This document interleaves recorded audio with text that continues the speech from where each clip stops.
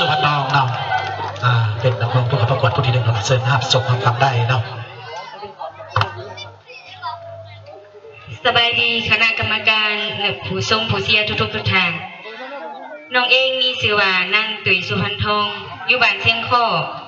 มื้อนี้จิมาห้องเพลงที่มีชื่อว่าข้าวเหนียวเสียงแคนที่น้องเลือกเพลงนี้มาห้องในมื้อนี้ก็อยากจะแสดงให้เห็นถึงเอกลักษณ์ของประเทศลาวเนาะก็คือข้าวเหนียวและก็เสียงแคนดังบทกลอนบาทหนึ่งที่ว่ายามเหนือแสงสองฟ้าหน้าผ้าห่มเฮืองสีประเพณีลาวมีมาดวงประสาลาวอยู่ยังเพื่อนห้านบางเสาตังมั่งมีข้าวเหนียวอ่อนต้นปลาแหลกจำแสบซ้อยก้อมก่อยซอเสียงแคนแท่แล้วส่วนบทเพลงที่เป็นอะไรนั่นก็รับชมรับฟังเป็นกันเนาะ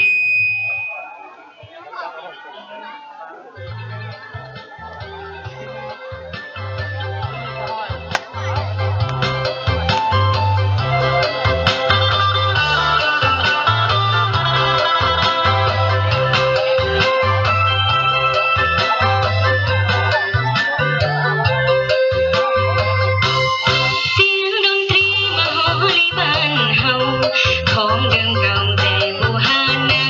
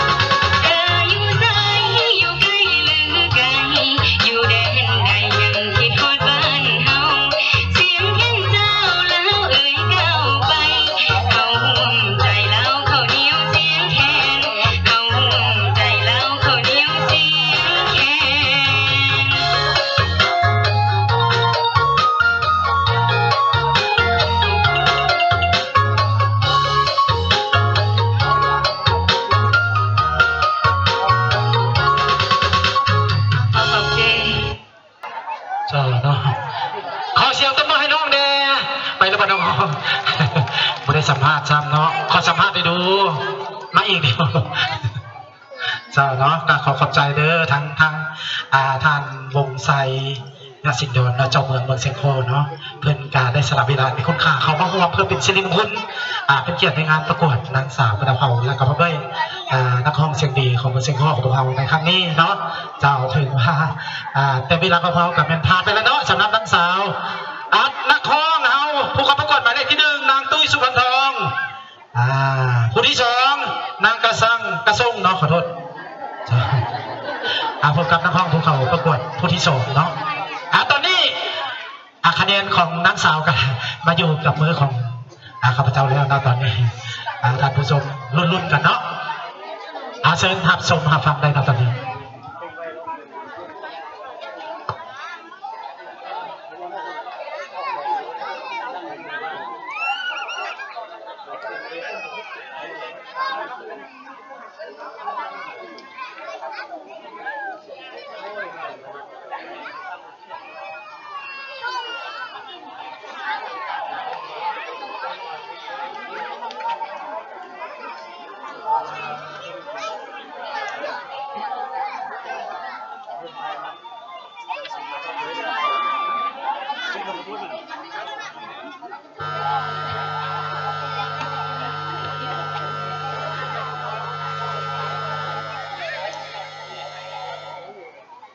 สวัสดีท่านคณะกรรมการแขกผู้มีเกียรติทุกท่านและพ่อแม่ประชาชนทุกๆคนที่ยืนอยู่ต่อหน้าเวทีนี้เนาะมื้อนี้น้องเองชื่อนางกระทรงน้องมีอายุ17 ปีน้องเรียนอยู่โรงเรียนมศ.เชียงคองมื้อนี้น้องสิมาขึ้นร้องเพลงในบทเพลงมีชื่อว่ามันแล้วบ่มาเอาขออนุญาตเว้าภาษามงnhớ rong tờ nô của hua cá sĩ nhông của một nô nhông gọi sang châu của cần tờ nhớ cho hồ lúc trẻ cần tờ hồng hiền một số tiếng khó lúc nó cứ huy răng con một lúc về hà tà hay là chỉ tôi yếu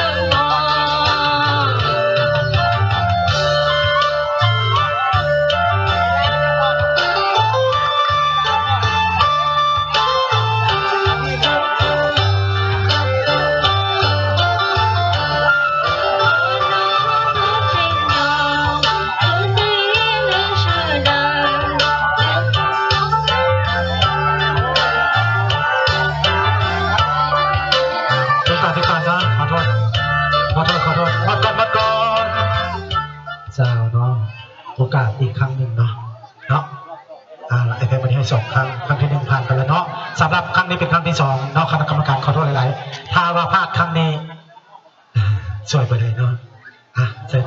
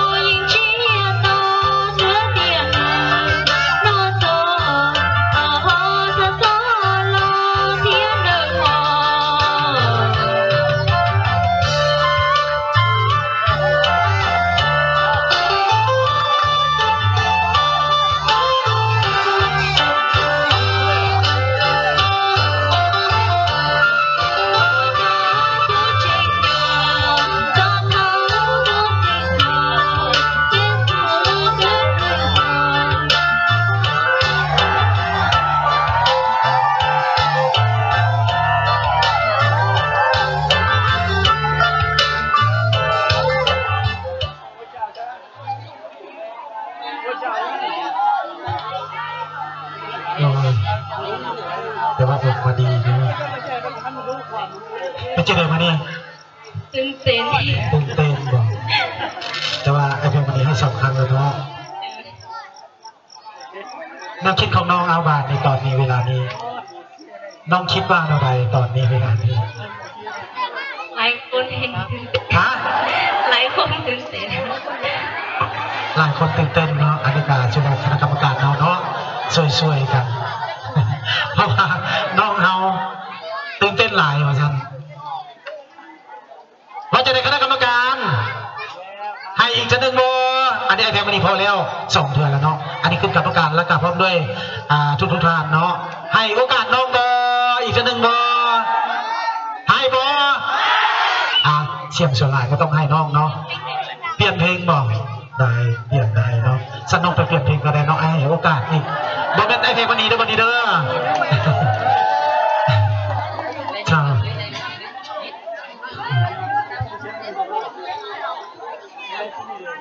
น้องว่าขอเปลี่ยนเพลงเนาะอันนี้ก็สุดแล้วแต่คณะกรรมการเด้อแต่ว่าน้องอยากพิสูจน์ความสามารถของตัวเองออกมา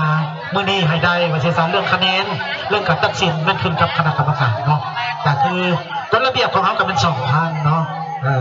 ถ้าพลาด2 ทางแล้วก็สุดแล้วแต่คณะกรรมการเนาะจะตัดสินว่าจังใดเนาะสินโยบายบ่เบิ่งว่าสิซะเกี่ยวกับความสามารถของน้องไหวพริบต่างๆเนาะจะสำหรับนักร้องเฮาเด้อสิเป็นน้องเนาะเตรียมเนาะเพื่อบ่ให้พลาดอีกเนาะเท่าอำลานางเป็งเสียนางบุญแยงเท่าโตนเนาะเท่าคาน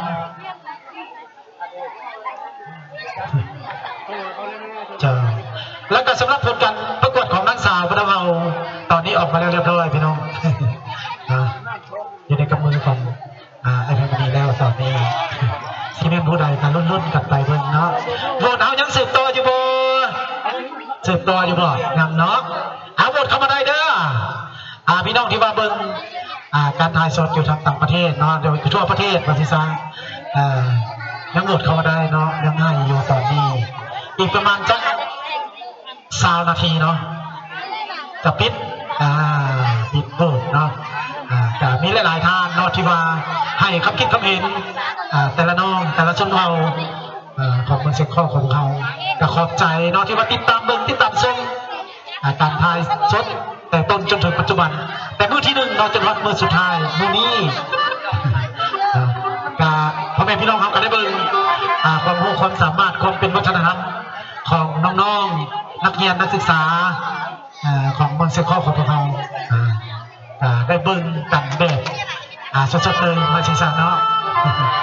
นอกจากจะมีความงามแล้วก็จะมีความรู้ความสามารถพี่น้องภาษาต่างประเทศสามารถเบาได้คือกับน้องๆอยู่เขตอื่นแข่งอื่นประเทศอื่นมาชิงสันเนาะอันนี้ล่ะเมืองเชียงของอยากให้ท่านผู้ชมที่มาเบิ่งอยู่ตอนนี้มาหูจักครับเมืองเชียงของเราเนาะมีหลายสิ่งหลายอย่างเอาของเบอร์ 3ก่อนเนาะเจอพระอำลาเนาะอำลาขอต้องอำลาก่อนเนาะได้เลยบอกนี่ได้เลยเอาถ้าอำลาอยู่ใส่สิบต่อเลยเนาะไปพบกับเบอร์ที่ 3ก่อนเนาะนับเบอร์ที่ 3เด้อคณะกรรมการเนาะสดๆหับชมหับฟังได้เนาะสดๆ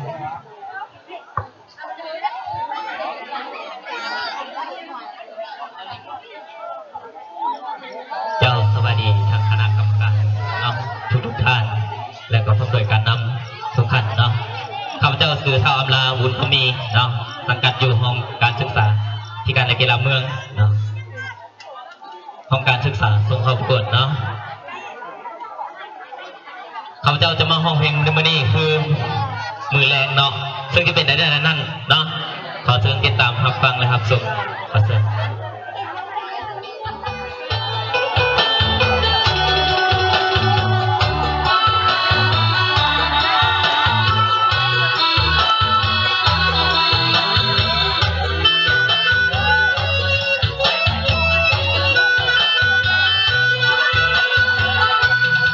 มือแร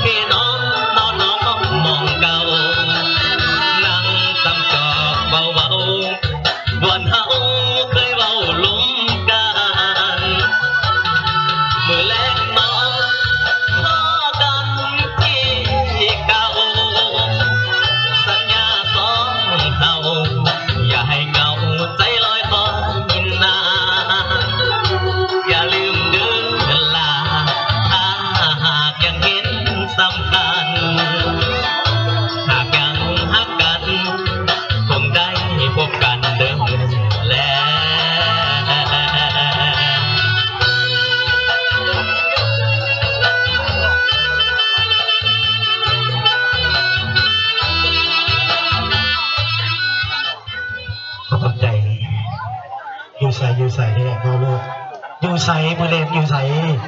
มือแรง อยู่ใส่ใส่ลมบ่บนไหนบนเก่าอยู่ใส่ วันเก่าวันที่เขาให้พ่อฮักกันนั่นแหละ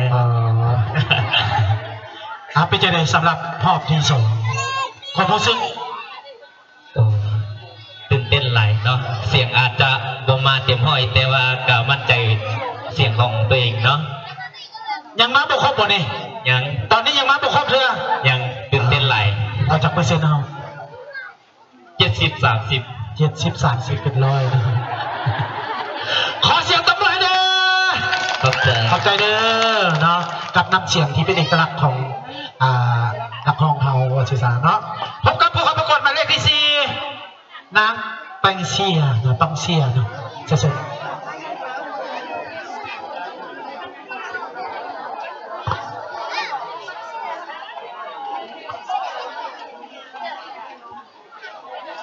สบายดีค่ะคณะกรรมการผู้มีเกียรติทุกท่านและพ่อแม่พี่น้องที่กำลังยืนอยู่ต่อหน้าเวทีน้องเองสื่อนางตังเสียงมีอายุ15 ปีเรียนอยู่โรงเรียนมศ.เชียงขอจะขืนมาประกวดบทเพลงมีสื่อว่าบุญคุณครูขออนุญาตเว้าภาษามงnhớ sông tờ nọ của cha sẽ mỗi sông của mỗi núi nhau gọi chí sông của gần tờ nhớ trong miền bao sọ xiên khó của yêu lâu mũi sông cho một lúc bé hoa tàn buồn khôn phù thọ hoa cho thọ hợp chờ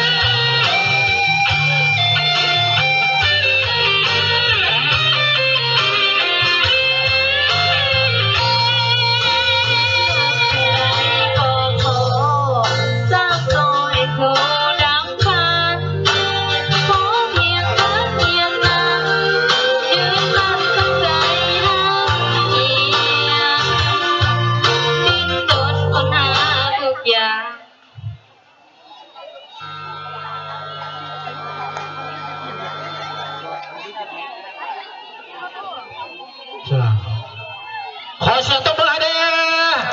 ได้แล้วนะได้ครึ่งหนึ่งต้นไห้อนุญาตให้ร้องแต่ครึ่งหนึ่งนะเป็นยังไงเมื่อนี้เขา ผู้ซึกดีเจอที่ได้บอก10 คนและก็ได้มาห้องเพลง และก่อนขอขอบใจทีมงานหลายเพลงมานี่ที่ยังมีทีมแบบนี้มา เจ้า ทุกคน เจ้าอันฮอด10 คนละเสียวอย่างต่ออีกบาทนี่ ก็บอกขอยังขอใจทีหนึ่งน้ำเขาก็พอ โอ้โหขอเสียงตบมือดังๆนะสำหรับความสามารถของน้องไฮสุดยอดเนาะถึงจะเป็นชมเผ่าโมงนะแต่ว่าสามารถร้องเพลงเราสัดเจนเนาะแม่นบ่นะเจ้าเมื่อนี้จะได้กะเป็นกำลังใจให้เนาะคุณน้องคอที่หนึ่งบอกแม่นบ่ให้ส่งให้น้องได้ส่งความมุ่งมั่นปรารถนาเนาะขอเสียงตบมือให้น้องอีกทีหนึ่งเนาะขอบใจ ขอขอบใจ ตัวเช้า อ้วนเชา เจ้าเนาะนะครับเนาะนี่แหละความเป็นวัฒนธรรมของพี่น้องบ้านเผาเมืองเซคอของพวกเรานอกจากจะมีความสามารถมีความงามมีความสลาดน้องๆยังมีเสียงเป็นเอกลักษณ์ของเมืองเซคอของเราให้ชาวโลกได้เบิ่งได้ชมพร้อมๆกันเนาะนี่เมืองเสียงคอเนาะสำหรับผู้เข้าประกวดผู้ที่5นางบุญแยงเนาะสุด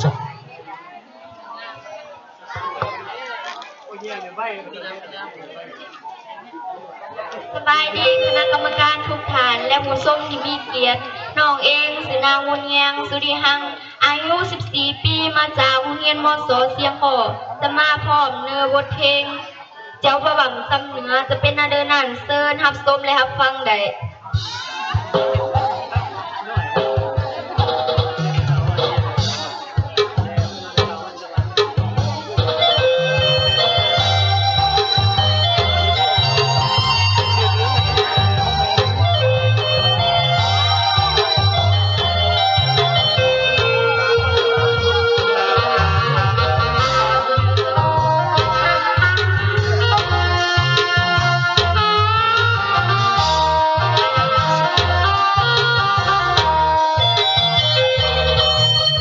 เดินเที่ยวสำเนือดินแดนทั่วผ่านดินดาการธรรมศาสตร์ผู้พาแสนงามนำมาใส่เย็นร้อยอาเด่นน้ำสวนน้ำตาผู้สาวก็งามงามเจอดีมีคุณธรรมเที่ยวเมืองซ้ำต้มด้วยแก้วลับเมือง นับมือหงเมืองซ้ำเด็ดวีรกรรมแดนประวัติศาสตร์เมืองวีรชนคนเมืองซ้ำเคยสร้างวีรกรรมชนะศัตรูผู้ไม้หัวงานลาบกับเนื้อแสบไหลเลือดทานกินมากแค่หัวพันเป็นแดงเหตุที่มันจงเป็นดังนั้น เข้าใกล้น้อย100%อาหารพื้นบ้านแซ่บจนเกือบลืมกลับบ้านข้าวเหนียวจ้ำแจ่วบะบังสำเนือเดินเที่ยวสำเนือแดนวีรกรรมบัดสะสุนเมืองซ้ำยินดีต้อนรับทุกเมืองที่ของประเพณีสิ่งดีๆยังมีหลายเหลือไปเที่ยวสำเนืออย่าลืมไปเอวสาวมองกับวงลายขอเสียงแหน่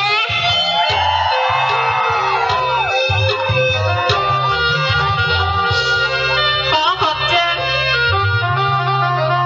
ขอเสียงตบมือให้น้องเฮาเด้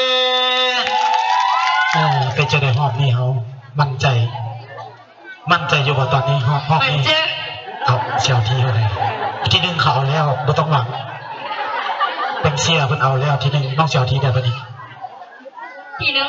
เอาแต่สีบากันเด้อ เนาะดาวการรู้สึกลดความกดดันลงอีกเนาะวันนี้เป็นบ่เพราะว่าผ่านหอบที่2แล้วเนาะ เอ้ย จ้าเนาะขอให้สมหวังเด้อผู้ที่หนึ่งคือกันเนาะแบ่งกันเด้อจ้าขอบใจขอเสียงตบมือให้น้องเฮาเด้จ้าผู้ที่6เนาะต่อไปพบกับเท่าตูนนะจ้าจะเซ็นรับชมและกันฟังเด้อ ข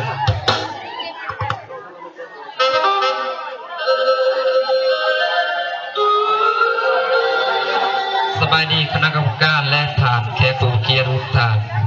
น้องเองมีชื่อว่าเท่าโตนทวีไสศรีสงพรมาจากโรงเรียนมศเมืองเชียงคานบทเพลงที่นำมาประกวดมื้อนี้มีชื่อว่าผ้าอุ้มฝนคือคนอุ้มน้องซึ่งต่อไปจะเป็นจังได๋ขอเชิญทุกท่านติดตามรับชมและรับฟังได้ขอเชิญ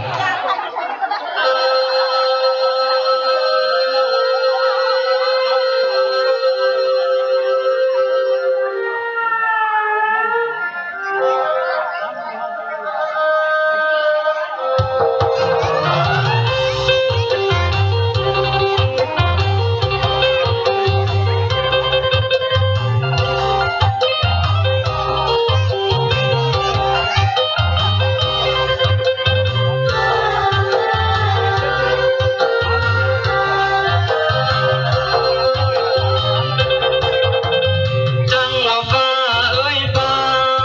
ห้องคาพาให้ใจเงาง่วงคิดฮอดตาหวานเจ้าจากไปในเมืองตั้งนาน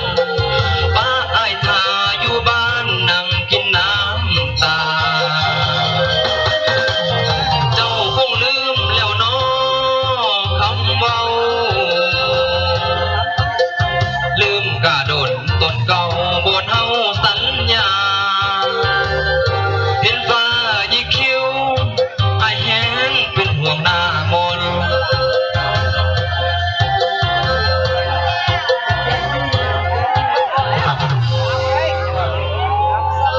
เป็นจังไดผิดเป็นบ่ผิดพลาดอีกเป็นบ่ โดยไม่ล่ะตื่นเต้นไร เหตุผล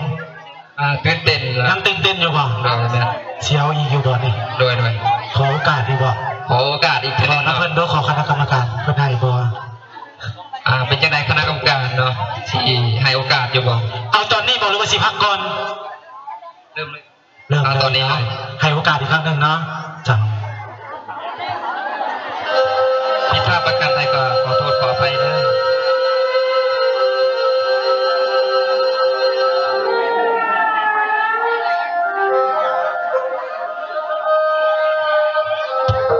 ขอเสียงเลยขอเสียงเลย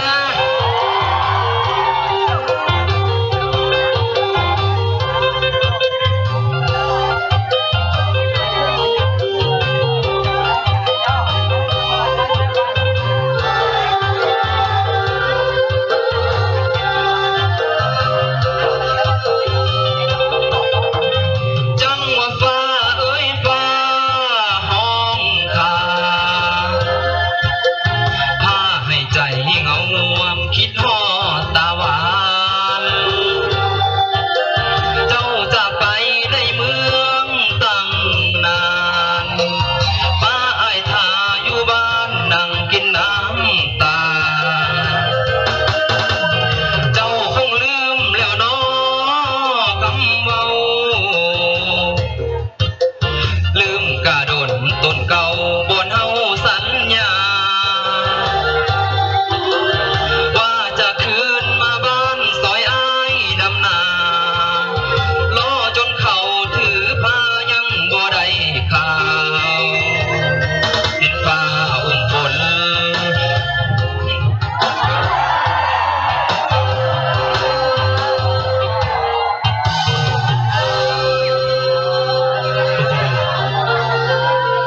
ยังสั่นอยู่ยังสั่นตื่นเต้นเมื่อกี้อยู่ ยังตื่นอยู่อ่ะหยุดก่อนเนาะให้ไปตั้งใจอีกหน่อยหนึงเนาะที่คุยกันมาใหม่นะคณะกรรมการเพิ่นเจ้าเนาะก็ให้โอกาสน้อง เพราะว่าน้องๆทุกคนก็มีความตั้งใจอยากโชว์ความสามารถและแสดงความสามารถให้โอกาสน้องอีกทีหนึงเนาะแต่ให้น้องตั้งใจก่อนเนาะไปพบกับผู้เข้าประกวดหมายเลขที่ 7เลยเนาะเท่าคานใส่กระพรเนาะจะเสร็จอัพเสร็จน้องฟังได้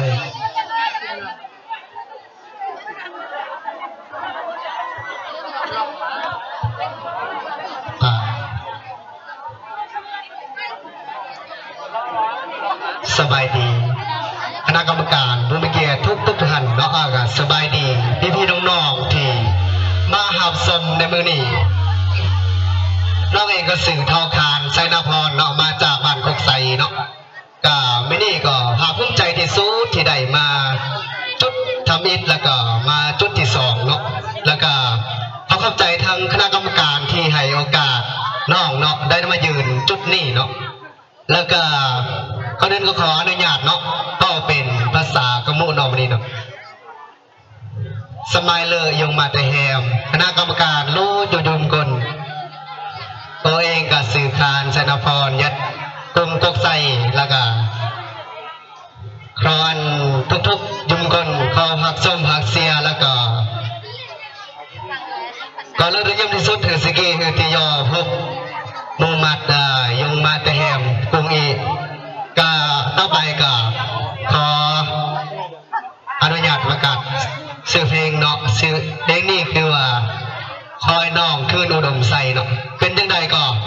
ทับส้มกระไดเด้อไว้น้องเด้อขอเสียงเด้อ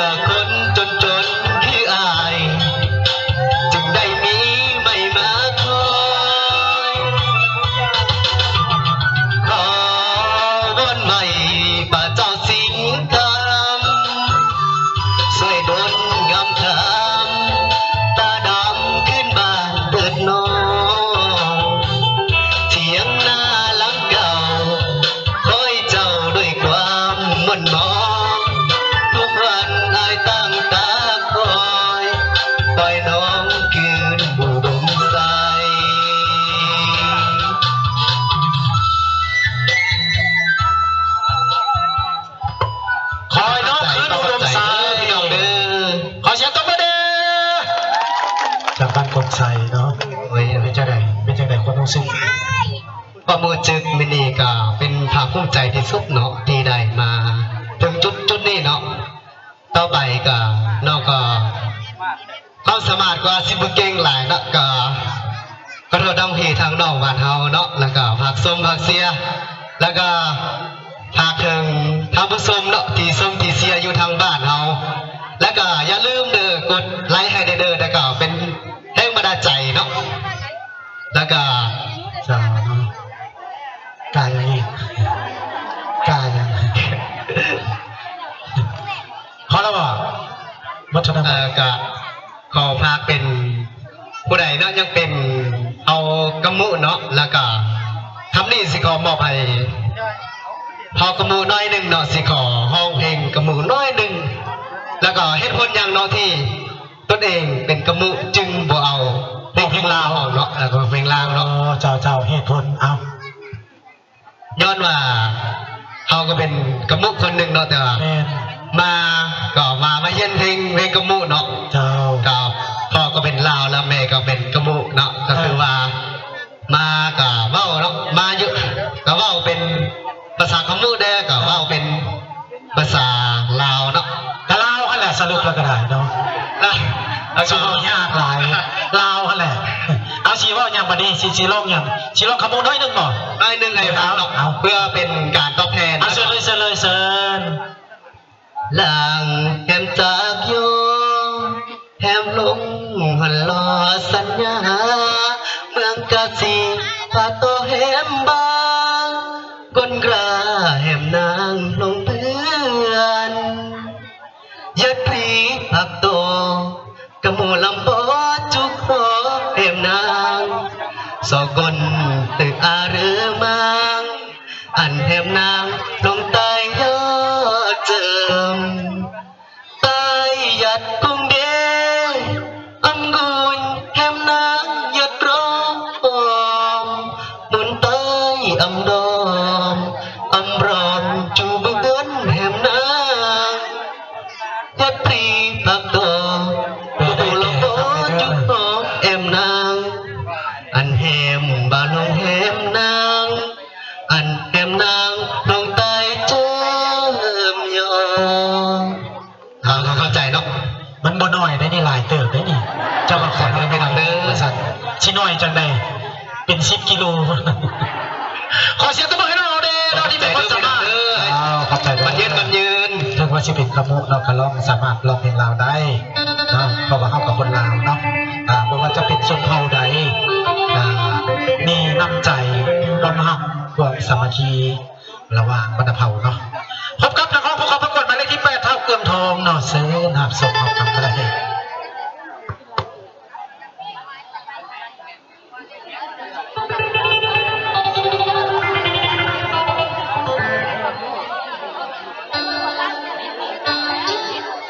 เจ้าสวัสดีคณะกรรมการทุกท่านเนาะและก็สวัสดีทั้งพ่อแม่พี่น้องที่รับชมทั้งหน้าวิธีและก็พี่น้องรับชมอยู่ทางบ้านเนาะข้าพเจ้าเองชื่อเท่าเคืองทองเนาะส้นเผาไทยดำอยู่ทั้งนั่นหนองนั่นตองพี่น้องเนาะเพลงที่มาประกวดมานี่เนาะคือเป็นบทเพลงบ่าวเป็นเท่าสาวเป็นฝืนเนาะอาจจะเป็นจังไรนั่นขอเชิญทานดูชมนะครับชมนะครับทำได้เนาะ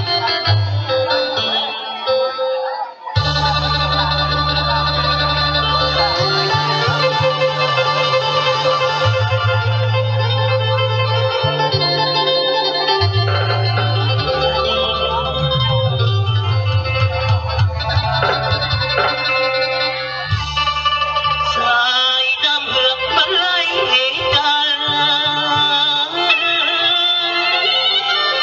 พันลงโซน้องใส่ของตาเดียวมองแม่ปลาจากมาจากสาวน้ำเหือกเอ้ยน้องให้เดียวมองไอ้ไอ้มาแต่แก่นหาวใจมันหาวอยู่สู่บ้านเอ้ยนาเอาขอเสียงหนึ่ง เรื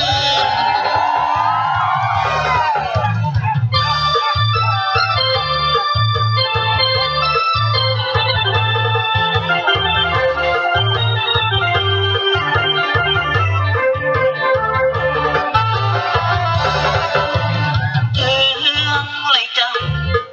มึงเป็นเท้าในสาวน้ำพื้นให้ทราบข่าวสาวน้ำพื้นน้องบ่ใจลำต้อยจากบนหน้ามนบ่เคยลืมคำเธอไป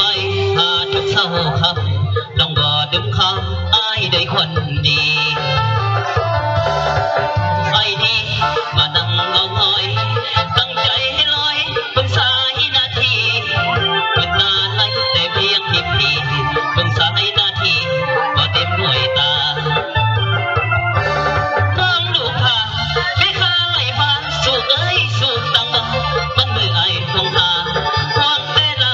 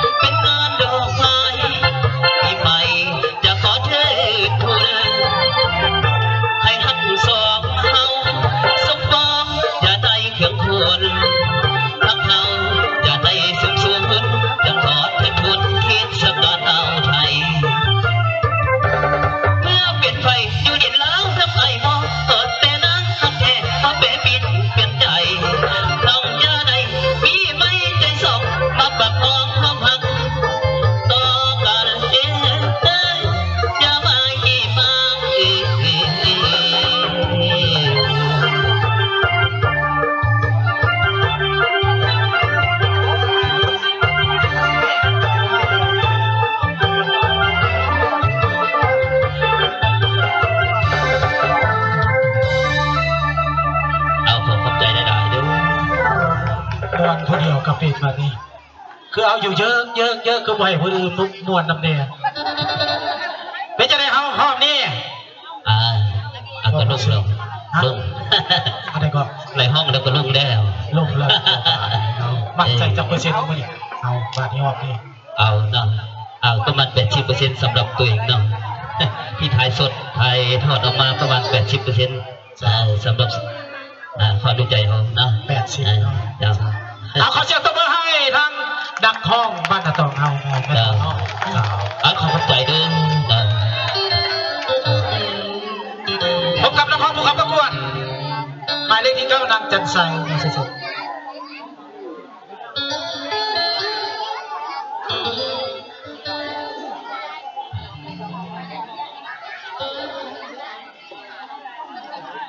สำหรับน้องที่มาพาดสองน้องอธิกาขอคณะกรรมการเนาะว่า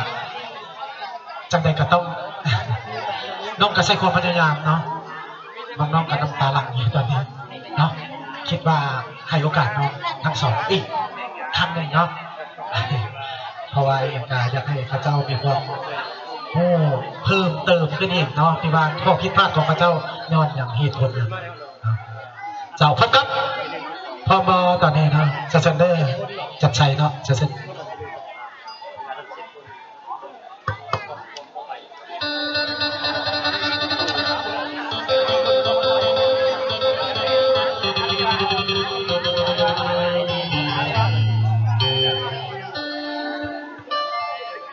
สวัสดีคณะกรรมการและทานผู้ชมที่มีเกียรติทุกท่านอีกครั้งมื้อนี้น้องมา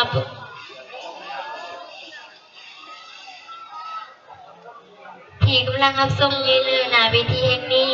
และกำลังรับชมอยู่ทางบ้านน้องเองชื่อนางจันไส้อายุ 14 ปี มาจากโรงเรียนมศ.สักไซบทเพลงที่น้องนำมาประกวดมื้อนี้มีชื่อว่า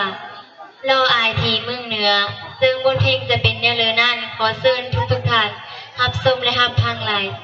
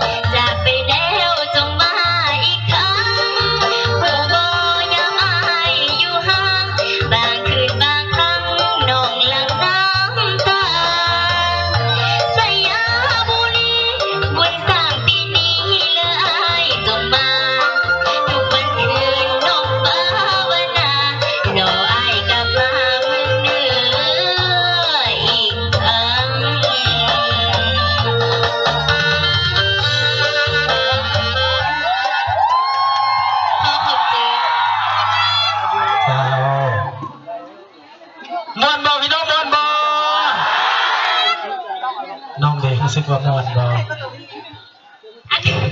ฮะ ม่วน อ่ะความรู้สึกของน้องในรอบนี้ ตื่นเต้นแต่กว่าจะเหลือ หวะเอาที่เท่าไหร่เอาไปดิ 50คือกัน ที ยังบ่ฮู้ โอ้โหเนาะเฮ้ฮู้เนาะเจ้าเนาะขอเชิญตัวมาให้น้องเดคณะกรรมการเฮาเนาะเป็นผู้ตัดสินผู้ที่ชี้ได้แก่นางพัวลินเนาะเสร็จพัวลินเจ้านักร้องสุพรรณ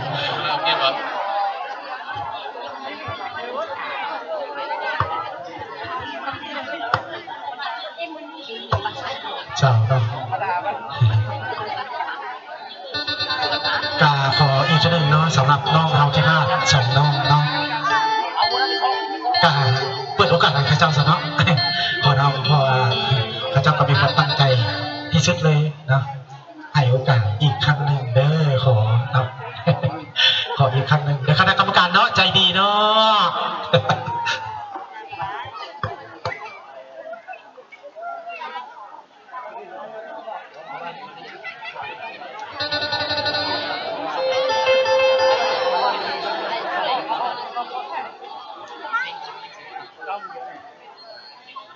สบายดีคณะกรรมการและท่านผู้ชมที่กำลังโซนด้านหน้าเวิธีและทีมบานทุกๆคนอีกครั้งหนึ่งน้องเองสื่อน้องโพลินส้นเผามงมาจากโรงเรียนมส.สุขทรายมื้อนี้น้องจะมาประกวดบทเพลงที่มีชื่อว่าส่งเสียงคิดถึงแม่ขออนุญาตเราเป็นภาษามงเด้อยังช่องเราสองคณะกรรมการท่านชนเนี่ยสีผู้ยืนสุดทนและสุดตัวตูกูรู้เบลว่าสัญญาต้นแต่รู้เช็คกันเด้อสบใส่ตัวช่างเก้ากูอยู่รู้โนรู้เบลไอเดียสาชวนยนเมียส่วนบทเพลงจะไปดีนอนนั่นเตือนทุกๆทันฮับส้มและฮับพังใด เ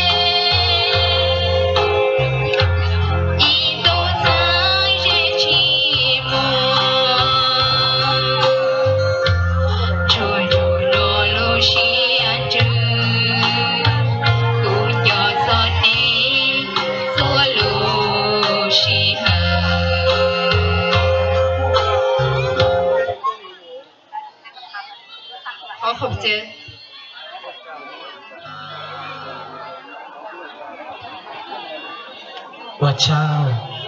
โอ้เจ้า คือเว่าคือข่อยจะว่าภาษาอย่างไปบอกกี่ภาษาอหยังภาษามง โมอาดาชี ฮะ โมโออาดาชี โมอาดาชี โมโออาดา โม ชี โมอาชี แปลว่าอย่างไร ไปใส่ ไปใส่เจ้างามหลายว่าจะในภาษามง ก็ชงเก้าแหง ฮะ ก็ชงเก้าแหง ก็ส่งก็เฮ โอ้ไอ้กระงามคือกันมาสิไอ้กระโลสิเรา ก็รอชงเจ้า ก็หล่อจงช่าง ก็รอชง ก็หล่อจงช่างอันนี้ก็เป็นภาษามงเนาะเป็นภาษาหนึ่งที่ว่านอนอยู่เข่งเมืองเชียงคองของพวกเราเนาะจะเป็นถึงว่าจะเป็นชนเผ่า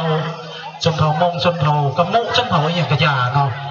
ขึ้นกับความหักความเพลงเนาะแต่มีความหักความเพลงคือกันเนาะแสดงถึงความหักความเพลงเจ้าสำหรับบทเพลงนี้หมายถึงเนื้อหา หมายถึง หมายถึง พ่อแม่อยู่ที่บ้านลูกไปเฮียน ลูกไปเฮียน เลย แล้วไปเอาผัว บ่แม่น บ่แม่นบ่แบบใดแปลว่าลูกอยู่บ้านเด้อแม่อยู่บ้านเด้อลูกสิไปเฮียนแม่น แม่ บ่ บ่ต้องเป็นห่วง ไม่ต้องเป็นห่วงหลายเด้อ ทั้งความ ลูกสิฟั ตั้ ง งใจเรียนให้จบ แม่นตั้งเฮียนจบเนาะเจ้าเนาะเอาที่เท่าไหร่เอาบัดนี้ที่หนึ่งเขาเอา2 คนละที่หนึ่งเอาที่ยังเอาบัดนี้ที่ยังที่หนึ่ง2 คนแล้ว สอง ที่2ซะแต่ใครเดียวก็จะไปญาติกันอีกที่หนึ่งเนาะ ขอเสียงตบมือให้น้องเขาเด้อเนาะเจ้าเนาะโดยเฉพาะกันเป็นชุดเผ่ามงของพวกเราเราสุดยอดงามนะจะเป็นส้นเผ่าหนึ่งอยู่ในเมืองเซียงคองของพวกเราแสดงถึงความเป็นวัฒนธรรมบรรดาเผ่า อันนี้ความพักความสามัคคีแต่พวกนั้นนะครับพวกเขาประกวดอีกผู้หนึ่งเนาะผู้ที่10ผมเห็นเนาะผู้ที่11เท่านวลเนาะใช่ที่ว่าคืนนี้น้องเพิ่นกาได้คะแนนเสริมหักบวกให้ลืมบวกให้เนาะไปส่งไปเสียพร้อมๆกันเนาะเซน สวัสดีคณะกรรมการทุกท่านแล้วก็พ่อแม่พี่น้องทั้งเมืองเชียงคองของพวกเขาที่มาสมมาเสียอยู่หน้าเวทีเนาะแล้วก็สบายดีพ่อแม่พี่น้องที่กำลังหับส้มไก่สดอยู่ตอนนี้น้องเองมีนามชื่อว่าท้าวนวลใจอยู่วันนาตองเฮียนโรงเรียนมศนาหนองเฮียนของม.6 ชดเฝ้าใต้ลำก่อนอื่นก็ขอขอบใจทั้งคณะกรรมการแล้วก็ทั้งอาจารย์แพงวันนี้ที่ว่าให้โอกาสน้องเนาะขึ้นมาในหอบซิงชนะเลิศก็ขอขอบใจหลายๆเนาะซึ่งว่าเพลงที่จะนำมาห้องในค่ำคืนนี้ก็เป็นเพลงแต่งเองเนาะมีชื่อว่าคิดฮอดบ้านเกิดหัวฟันซึ่งว่าจะเป็นอะไรนั้นขอเชิญทุกท่านไปหาส้มหาฟังพร้อมกันเลย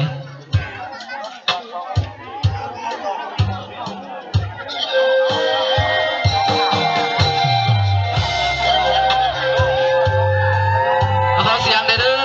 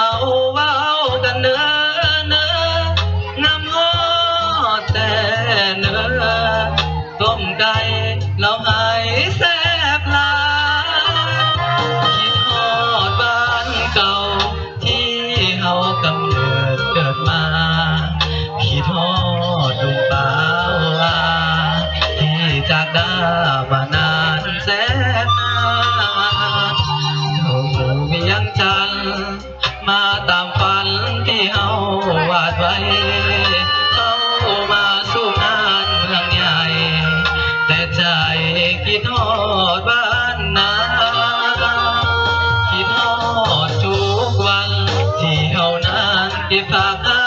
ฟ้า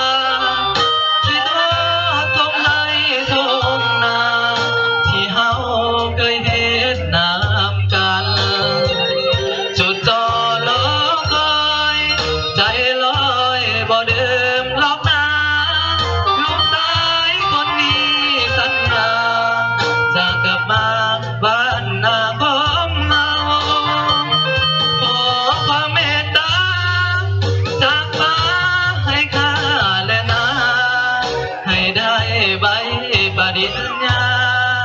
เอามาให้พ่อกับแม่ให้สมหลังตั้งใจขอให้สวรรค์จงเห็นให้ฝันของลูกจงเป็นจะกลับหันคืนสู่บ้านนา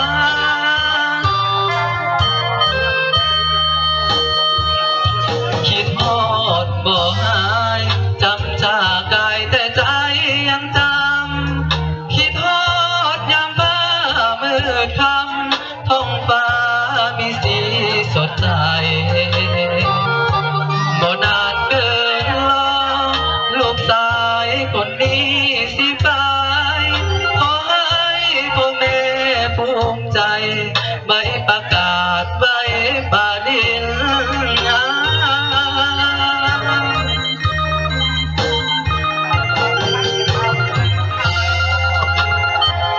ใช่ ขอเสียงหน่อยเด้อ โอ้ยขาดไม่หลายเลย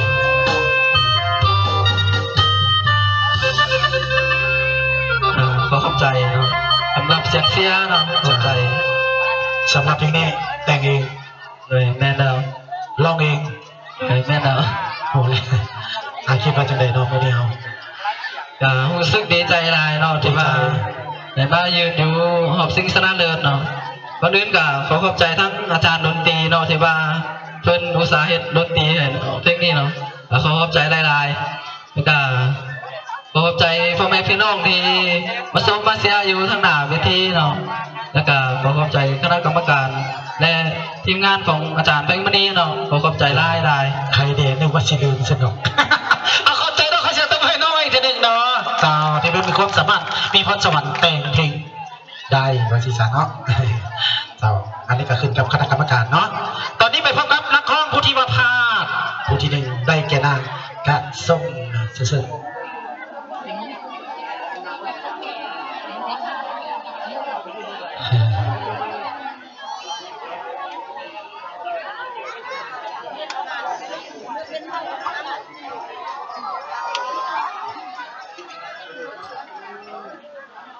จ้าไปพบกับน้องเขาอีกทีหนึ่งเนาะได้แล้วบอกว่านี่มั่นใจจักเปอร์เซ็นต์ 55แล้ว เอาเชิญครับส่งมาฟังได้ สวัสดีฐานคณะกรรมการและแขกผู้มีเกียรติทุกๆท่านน้องเองสื่อนางกระซุง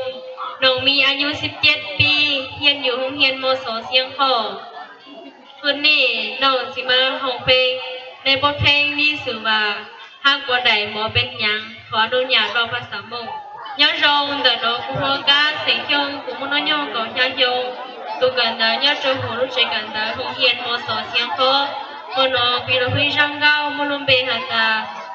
đôi chỉ tờ chiếu nhàng có sơn hàn hoa vang đầy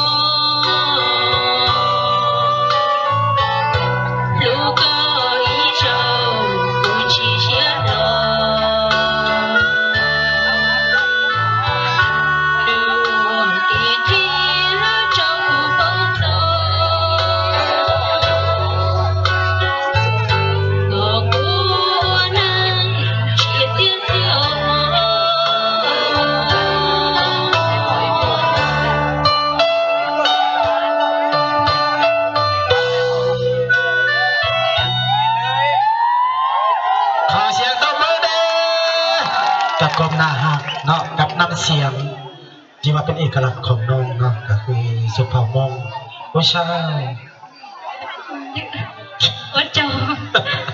ขอบใจเด้อคิดมาเราเสียเอาทีใดบ้างนี่เอาทีเท่าใดบาทนี่ฮะที่สองเก่าแล้วบ้านี้ ที่เดินก็เอามาจากนั้น ที่หนึ่งเอาหมดขอบใจเด้อน้องเด้อจากน้องตา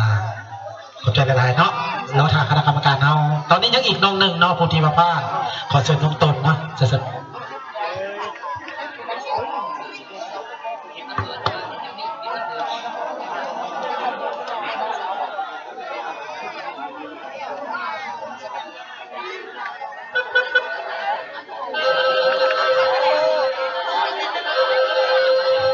วัสดีอีกเทื่อหนึงเนาะ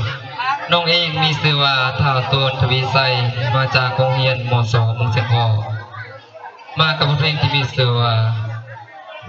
คอยฝ่าอุ้มฝนคือคนอุ้มน้องซึ่งต่อไปจะเป็นจากใดนั้นขอเชิญทุกท่านติดตามรับชมและรับฟังได้ขอเชิญขอเสียงนะขอเสียงนะ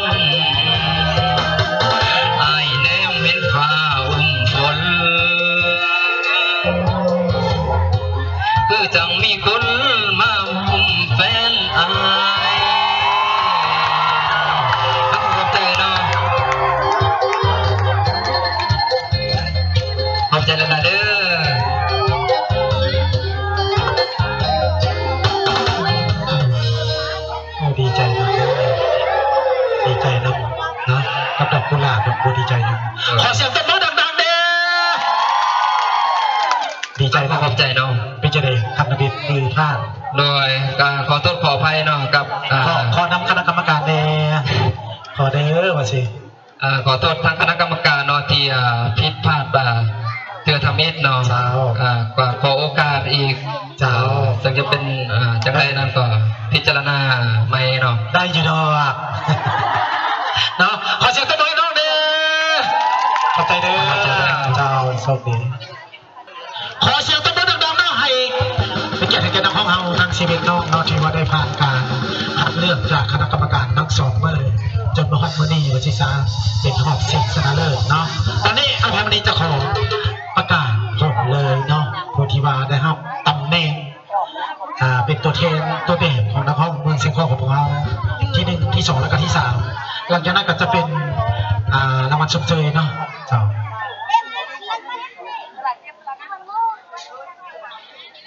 ไอเพลงวันนี้จะขออ่านรางวัลชมเชยก่อนเนาะเอาขอรางวัลชมเชยก่อนเนาะเอาออกมาทางหน้าเนาะถ้าว่าอ่านน้องใดให้ย่างออกมาทางหน้าส่วนผู้ที่ว่ายังบนทางด้านเนาะ3น้องแสดงว่าเป็นผู้ที่ว่าได้รับตำแหน่งเนาะ1 2 3ผู้ที่ว่าได้ครับรางวัลชมเชยผู้ที่1เนาะได้แก่ท่าดวนเนาะเสร็จเข้ามาทางหน้าเนาะผู้ที่2ผู้ที่10เนาะขอโทษผู้ที่11เป็นท่าดวนเนาะผู้ที่10ได้แก่นางกาซงเข้ามาทางหน้าเนาะผู้ที่9เท่าต้นเนาะผู้ที่8นางควาลิน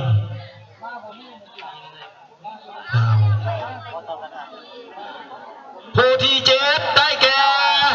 เท่าจันไซเนาะเท่าเป็นคนนางนี่นางบอกไม่เขียนเท่าซ้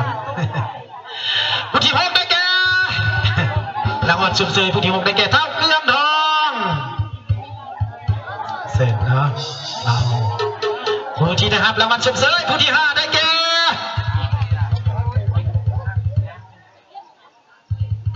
เท่าคานไซเนาะเสร็จ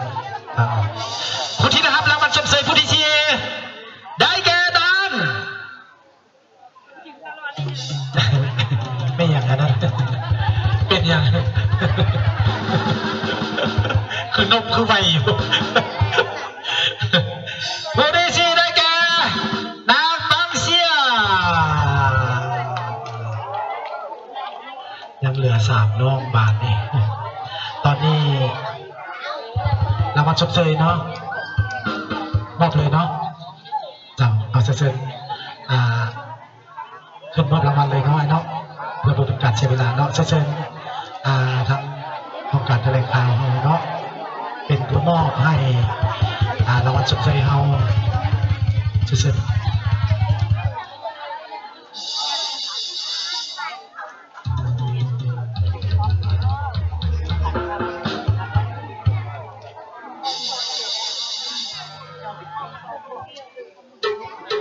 รางวัลชมเชยเซิน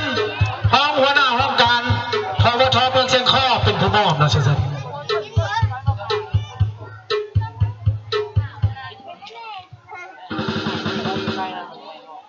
ขอเสียงตบมือเด้พี่น้อง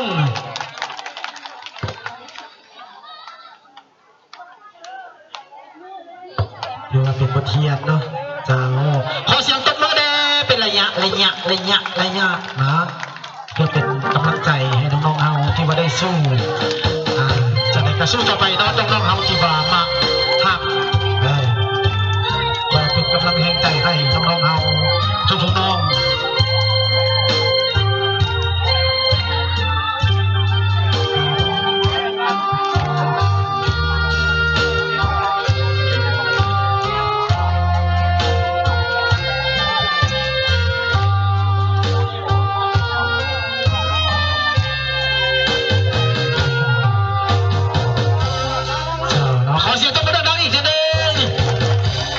สร้างภาพเฮาเนาะมีบอเก็บภาพมันเป็นอนุสรณ์เนาะขอบใจทั้งห้องการแถลงข่าวเมืองเชียงของพวกเราก็เป็นผู้มอบรางวัลและกระเชิญน้องเฮาที่ได้รับรางวัลชมเชยทั้งหมดเนาะมาเชิญเด็กยับมาเฮาบ้านนี่ยับมาทำหน้าเฮาสำหรับผู้มอบรางวัลที่3เราประกาศก่อนเนาะซึ่งหัวหน้าห้องการทวทเมืองเป็นผู้มอบรางวัลที่2ทานห้องเจ้าเมืองเป็นผู้มอบรางวัลที่1ขอถือเป็นเกียรติเชิญทานเจ้าเมืองเป็นผู้มอบเนาะยับขึ้นมาบาทในห้องน้อยแดงๆจากมืดทั้งหลังได้แล้วสำนักเป็นใจใด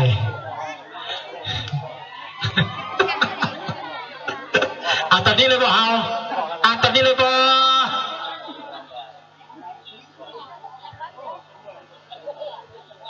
พร้อมบ่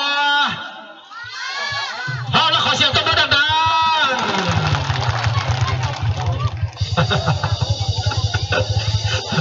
เจ้าเนาะเอาจากซีซ่าไอเพมดีสิขออ่านผู้ที่ว่าได้รับรางวัลที่3ก่อนเนาะเอาแบบนี้เนาะคันรางวัลที่3ย่างออกมาน้อยนึงเนาะหรือว่าปุญญากันได้ซะเนาะให้ซับกันว่ามาเบิ่งนี่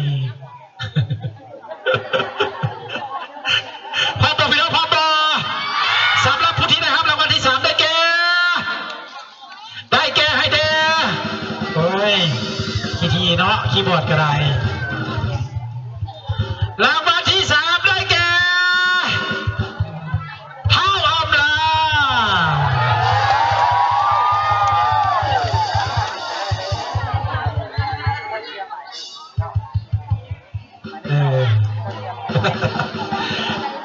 ผู้ใดเชียวที่1ผู้ใดเชียวที่2คือว่าที่1ทั้ง2นะได้ยินบ่ของกีเป็นบ่น้องกับว่าที่1ผู้นั้นกับว่าที่1เนาะเป็นบ่แดงกันเฉพาะเจ้าตีซุ่มกันเนาะเอาลองตีซุ่มกันสำหรับผู้ที่ได้รับรางวัลที่2เอาอีกรางวัลที่2ได้แก่น้องบุญใหญ่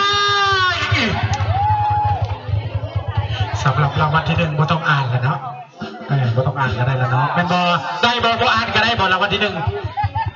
อ่านอีกโอ้ยแต่ใครอ่านอีกวะเดี๋ยวคนก็อ่านกันจะรู้คุณว่าได้แก่นางตุ้ยสุวรรณทองขอเสียงตบมือแล้วก็เซ็นเลยเนาะท่านเจ้าเมืองเนาะเป็นขึ้นมอบรางวัลที่1แล้วก็ทางเจ้าเมืองมอบรางวัลที่2แล้วมอนาห้องการแถลงข่าวมอบรางวัลที่3เซ็นขอเสียงตบมือได้เด้อไปเร็วลุ้นพ้นไปเร็วรางวัลที่1เขากับเป็นของเขาแล้วที่สิลุ้นพรกดดันแล้วตอนนี้ห้ามไปใส่เด้อห้ามไปใส่เด็ดขาด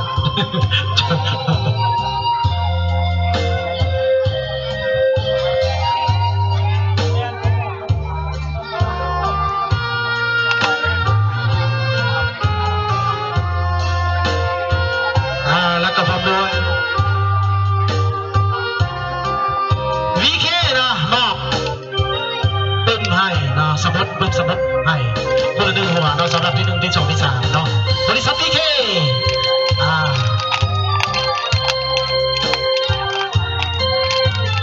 ขอเสียงตบมือจากบริษัท VK นะมอบให้เด้อบริษัท VK เนาะ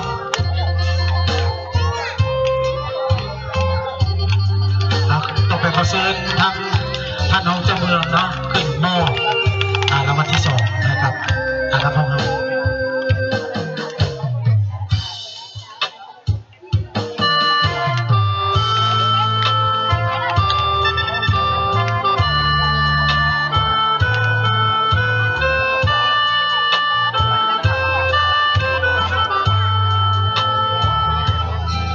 ขอเสียงตบมือขอ6ก่อนเนาะขอ6น้ำก่อนให้กับน้องๆตัวเทียนตัวเปียกของเสียงข้อของพวกเราเนาะเจ้าขอเสียงตบมือให้เป็นเกียรติให้แก่ทางน้องเจ้าเมืองจากบริษัท VK มอบให้อีก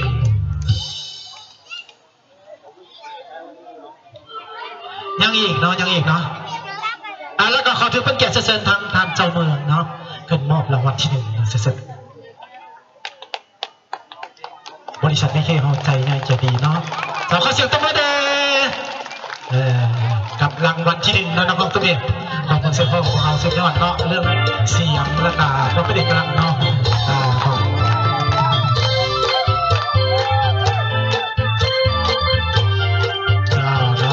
ขอเสียงตบมือดังผมเป็นอนุสรณ์เนาะเจ้า